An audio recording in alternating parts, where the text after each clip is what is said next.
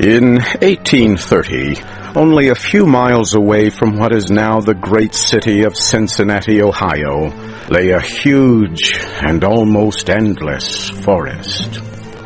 The area had a few settlements established by people of the frontier. Many of them had already left the area for settlements further to the west, but among those remaining was a man who had been one of the first people to arrive there. He lived alone in a house of logs, surrounded on all sides by the great forest. He seemed a part of the darkness and silence of the forest, for no one had ever known him to smile or speak an unnecessary word. His simple needs were supplied by selling or trading the skins of wild animals in the town. His little log house had a single door. Directly opposite was a window. The window was boarded up. No one could remember a time when it was not, and no one knew why it had been closed. I imagine there are few people living today who ever knew the secret of that window, but I am one, as you shall see. The man's name was said to be Murlock. He appeared to be 70 years old, but he was really 50. Something other than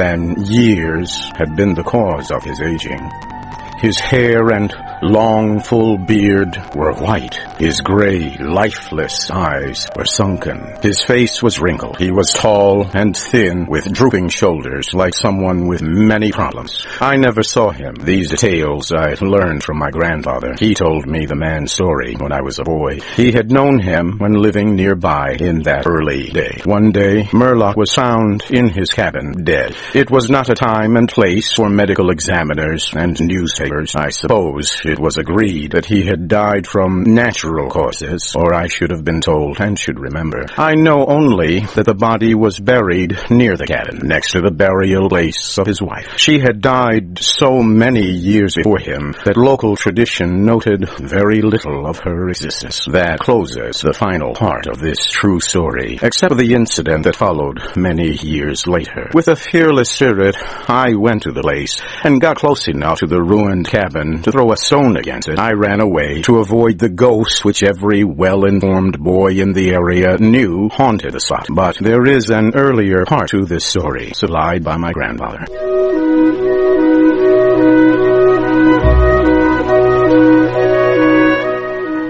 When Murlock built his cabin, he was young, strong, and full of hope. He began the hard work of creating a farm. He kept a gun, a rifle, for hunting to support himself. He had married a young woman in all ways worthy of his honest love and loyalty. She shared the dangers of life with a willing spirit and a light heart. There is no known record of her name or details about her. They loved each other and were happy. One day, Murlock returned from hunting in a deep part of the forest. He found his wife sick with fever and confusion. There was no doctor or neighbor within miles. She was in no condition to be let alone while he went to find help. So Murlock tried to take care of his wife and return her to good health. But at the end of the third day, she fell into unconsciousness and died. From what we know about a man like Murlock, we may try to imagine some of the details of the story told by my grandfather. When he was sure she was dead, Murlock had sense enough to remember that the dead must be prepared for burial. He made a mistake now and again while performing this special duty. He did certain things wrong, and others which he did correctly were done over and over again. He was surprised that he did not cry, surprised and a little ashamed. Surely it is unkind not to cry for the dead. Tomorrow, he said out loud, I shall have to make a coffin and dig the grave, and then I shall miss her when she is no longer in sight. But now she is dead. But it is all right. It must be all right somehow. Things cannot be as bad as they seem. He stood over the body of his wife in the disappearing light. He fixed the hair and made finishing touches to the rest. He did all of this without thinking, but with care. And still through his mind ran a feeling that all was right, that he should have her again as before, and everything would be explained. Murlock had no experience in deep sadness. His heart could not contain it all. His imagination could not understand it. He did not know he was so hard struck. That knowledge would come later and never entirely. Deep sadness is an artist of powers that affects people in different ways. To one, it comes like a stroke of an arrow, shocking all the emotions to a sharper life. To another, it comes as the blow of a crushing strike. We may believe Murlock to have been affected that way. Soon after he had finished his work, he sank into a chair by the side of the table upon which the body lay. He noted how white his wife's face looked in the deepening darkness. He laid his arms upon the table's edge and dropped his face into them, tearless and very sleepy.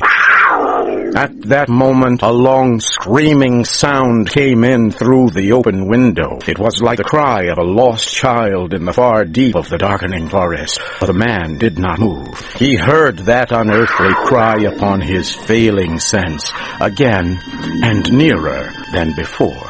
Maybe it was a wild animal, or maybe it was a dream, for Murlock was asleep.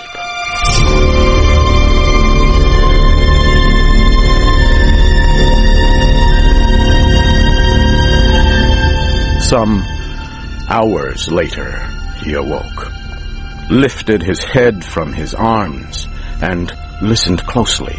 He knew not why.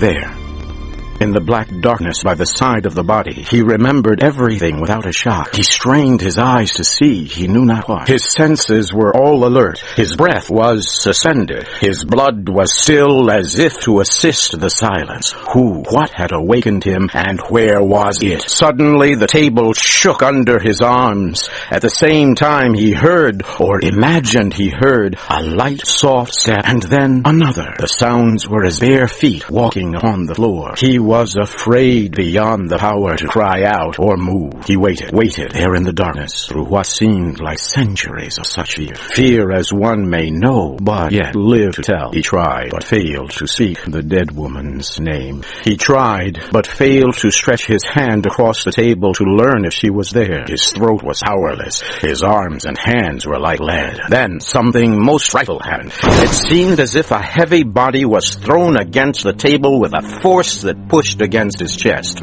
At the same time, he heard and felt the fall of something upon the floor. It was so violent a crash that the whole house shook. A fight followed, and a confusion of sounds impossible to describe. Murlock had risen to his feet. Extreme fear had caused him to lose control of his senses. He threw his hands upon the table. Nothing was there. There is a point at which fear may turn to insanity, and insanity incites to action. With no definite plan, and acting like a madman, Murlock ran quickly to the wall. He seized his loaded rifle, and without aim, fired it. The flash from the rifle hit the room with a clear brightness. He saw a huge, fierce panther dragging the dead woman toward the window. The wild animal's teeth were fixed on her throat. Then there was darkness, blacker than before, and silence.